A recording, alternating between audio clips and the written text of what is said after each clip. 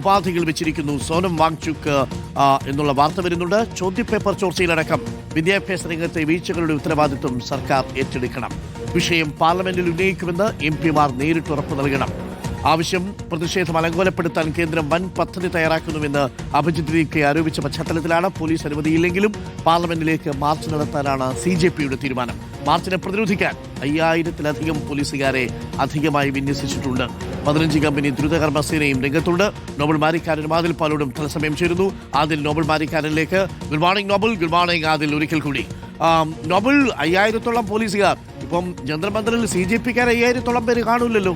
പ്രതിഷേധക്കാരേക്കാൾ കൂടുതൽ പോലീസുകാരെയാണോ വിന്യസിച്ചിരിക്കുന്നത്? ശരിക്കും ഭയന്നോ ഭരണകൂടം?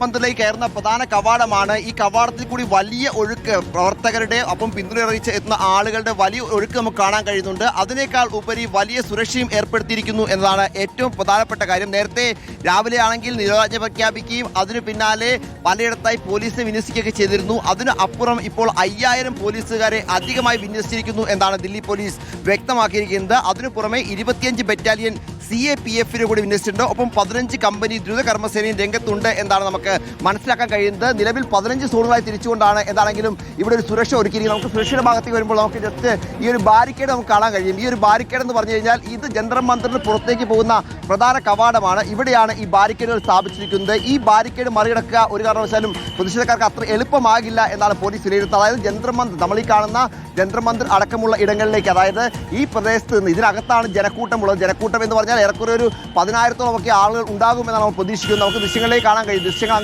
ദൃശ്യങ്ങളിലേക്ക് പോയി കഴിഞ്ഞാൽ നമുക്ക് കാണാൻ കഴിയും വലിയ ആൾക്കൂട്ടം അങ്ങ് അഗ്രയായി കാണാൻ കഴിയും. അത്ര വലിയൊരു ജനക്കൂട്ടം ഇതിനകത്തുണ്ട്. ഈ ജനക്കൂട്ടം ഒരു കാരണവശാലും പുറത്തേക്ക് പോയി പാർലമെന്റിനകത്തോ അല്ലെങ്കിൽ പാർലമെന്റ് പരിസരത്തോ ഒന്നും വലിയ പ്രതിസന്ധി ഉണ്ടാക്കാതിരിക്കാൻ വേണ്ടി ഇവരെ എല്ലാവരെയും ഇവിടെ ക്ലോസ് ചെയ്യും, ഇതിനകത്ത് നിർത്തുക എന്നതാണ് ഇതിൽ പോലീസ് ലക്ഷ്യം വെക്കുന്നത്. അതിന്റെ ഭാഗമായാണ് ഈ പറഞ്ഞ പോലെ തന്നെ സുരക്ഷാ മുന്നൊരുക്കങ്ങൾ ശക്തമായി നടത്തുകയും ചെയ്തിരിക്കുന്നത്. നമുക്ക് ദൃശ്യങ്ങളിൽ കണ്ടു കഴിഞ്ഞാൽ പ്രത്യേകിച്ച് ഇത്രയധികം ആളുകൾ ഇതിനകത്തുണ്ട്. നേരത്തെ തന്നെ നമ്മൾ രാവിലെ ദൃശ്യങ്ങളിൽ കണ്ടതാണ്. ജന്തർ മന്ദിറിന്റെ പ്രധാന സമരവേദിയിൽ നിന്നാണ് നമ്മൾ രാവിലെ ലൈവ് നൽകിയത്.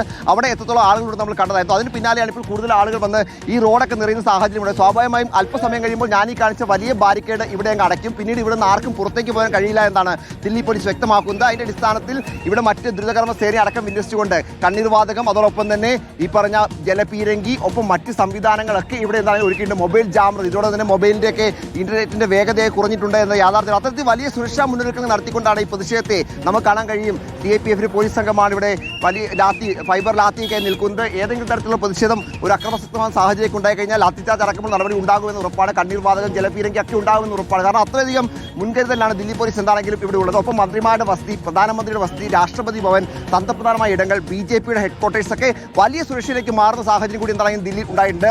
പാർലമെന്റ് വർഷകാല സമ്മേളനത്തിലെ ആദ്യ ദിവസമാണ്. സ്വാഭാവികമായും വലിയ സുരക്ഷ ആവശ്യമാണ്. അതിനേക്കാളൊക്കെ ഈ പറഞ്ഞ നിരോധനാജ്ഞ പ്രഖ്യാപിച്ചുകൊണ്ട് ഒരു തരത്തിലും മറ്റ് പ്രതിസന്ധി ഉണ്ടാകരുതെന്നാണ് ദില്ലി പോലീസിന്റെ വിലയിരുത്തൽ. അതിന്റെ അടിസ്ഥാനത്തിലാണ് ഞാൻ പറഞ്ഞ അധികമായി പോലീസിനെയൊക്കെ വിന്യസിച്ചുള്ളത്. എന്താണെങ്കിലും നമുക്ക് ദൃശ്യത്തിൽ കാണാൻ കഴിയും. പ്രത്യേക 15 സോണുകളായി ന്യൂഡൽഹി തിരിച്ചുകൊണ്ടാണ് സുരക്ഷ ഒരുക്കിയിരിക്കുന്നത്. ഓരോ ഉന്നത ഉദ്യോഗസ്ഥർക്ക്, പ്രത്യേകിച്ച് വിസിലൊക്കെ അടിച്ചുകൊണ്ട് ഉദ്യോഗസ്ഥർ നിൽക്കുന്ന ആളുകൾ വരുന്നതിനെ പരമാവധി ഇവിടെ തടഞ്ഞു നിർത്തി അങ്ങനെ വലിയ തിരക്കുണ്ടാക്കാതെ കടത്തിവിടുകയാണ് ഉള്ളിലേക്ക്. പുറത്തേക്ക് ഒരു കാരണവശാലും ആളുകൾ പോകരുത് എന്നാണ് ഇവിടെ ദില്ലി പോലീസിന്റെ വിലയിരുത്തൽ. എന്താണെങ്കിലും അതിന്റെ അടിസ്ഥാനത്തിൽ എല്ലാ ഒരുക്കങ്ങളും പൂർത്തിയായിരിക്കുന്നു. ഇനിയിപ്പോൾ ഇവരുടെ പാർലമെന്റ് മാർച്ച് വരെ എപ്പോൾ തുടങ്ങും? 9 മണിക്ക് തുടങ്ങുമെന്നാണ് പറഞ്ഞിരുന്നത്. പക്ഷേ എന്താണെങ്കിലും നിലവിൽ തുടങ്ങിയിട്ടില്ല.